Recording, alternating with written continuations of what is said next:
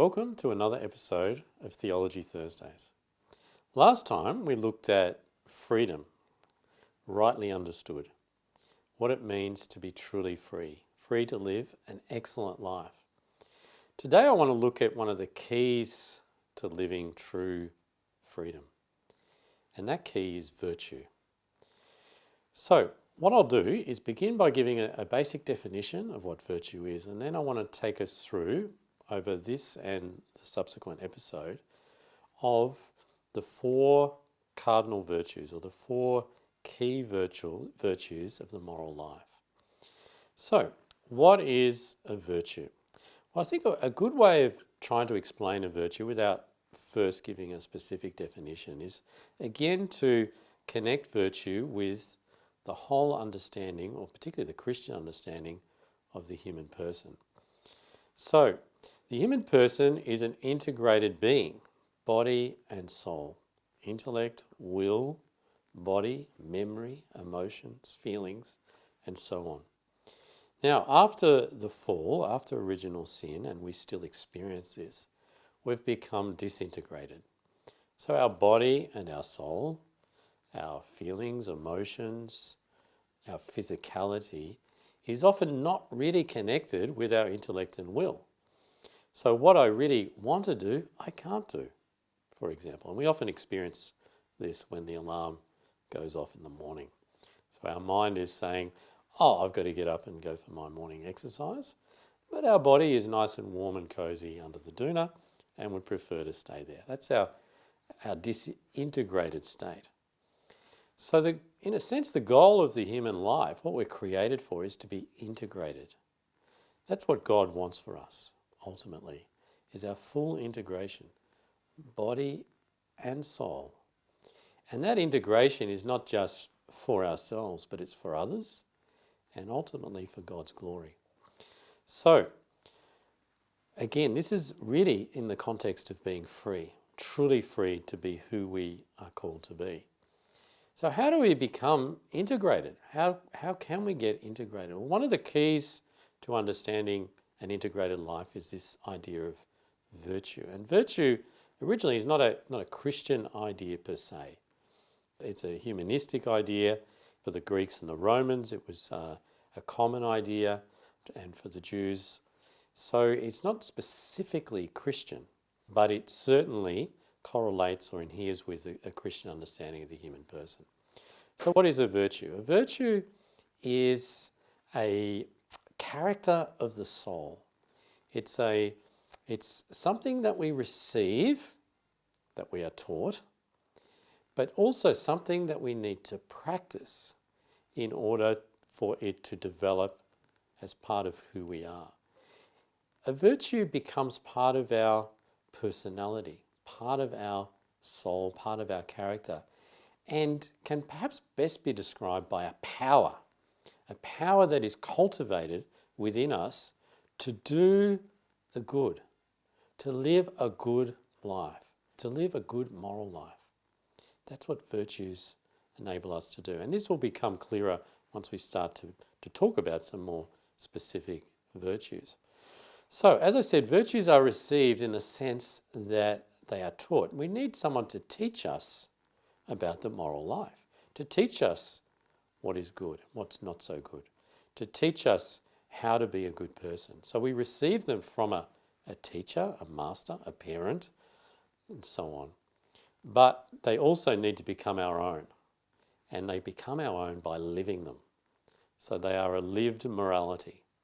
They are a practiced morality, to the point where once we have a virtue, we don't even really have to think about it. It becomes part of who we are. So let's talk about these cardinal virtues. And there are four of them, four of these virtues. And I'm going to go from the sort of the classical order of speaking about them. So the first is wisdom, or sometimes called prudence. The second is justice. The third is temperance, or self-control. And the fourth is courage, or fortitude. So let's look at wisdom. Now, wisdom is sometimes called the charioteer of all the virtues. Now, some of you may have seen some of those old Roman movies with the chariots, like Ben-Hur. So the charioteer of the virtues, this is in a sense, the charioteer is the one at the front and bringing all the others behind, all the other virtues behind. And it's also called the queen of the virtues, prudentia or wisdom, the queen of the virtues. Why is this? Well, wisdom is moral knowledge. It's a moral or intellectual virtue about what is good, about what is not so good. In other words, to live the moral life, we need to have an understanding of what is moral or good. And that's what wisdom is. And we need to learn that. We receive it, obviously, through an education in virtue, an education in wisdom. This is a good thing to do. To give to the poor or not to steal. This is learning about moral virtue. That's wisdom. However, we also need to live that. And by living it, it reinforces that knowledge. And in a sense, this is why all the virtues work together. But we do need to talk about knowing what is right. And that's what wisdom is, or prudentia. Now, unfortunately, often virtue, or even talking about moral wisdom or prudence, is not so spoken about today, even in education. That's a real shame, and obviously a great poverty for our young people. We really do need to teach wisdom and prudence. So again, talking about wisdom, we need to know what is right in order to do what is right. In a sense, knowledge comes first. So it's a really key aspect of the moral life. Prudence, wisdom.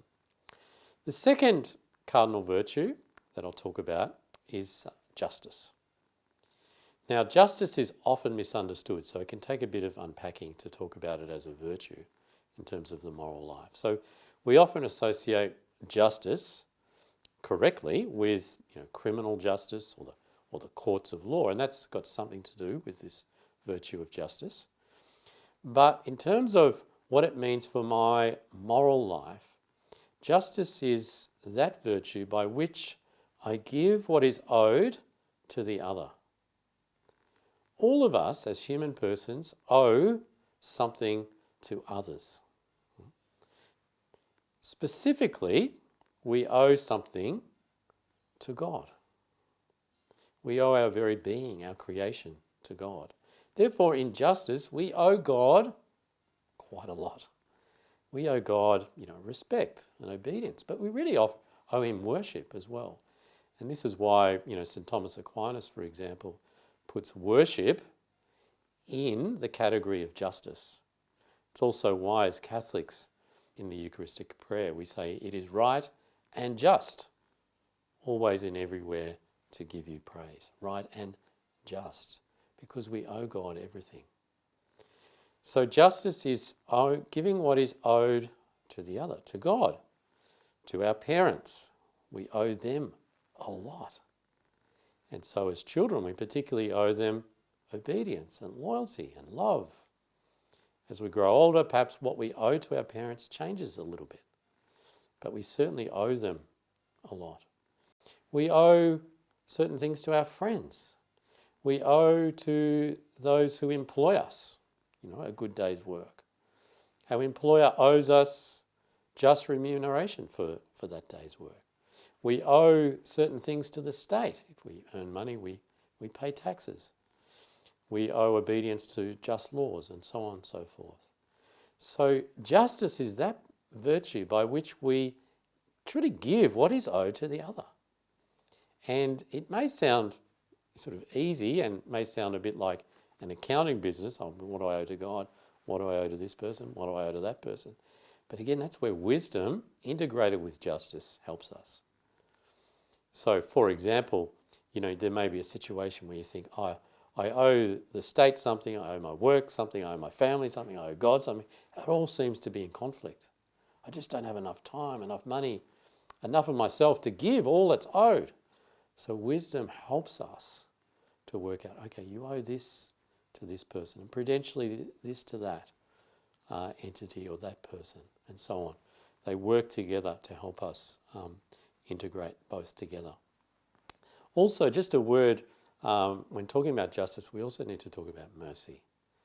So they need to go together. So justice, is about giving what is owed. So if someone wrongs me, I'll owe them some sort of punishment. An eye for an eye. Someone steals some money from me, well, you better give that back and some. Justice demands it. And that's true. Justice does demand it. But Christianity, this is one of the great revolutions of Christianity and Christ, is mercy. That mercy tempers justice. It doesn't do away with justice. It takes into account what is just. It needs to give account of what is just.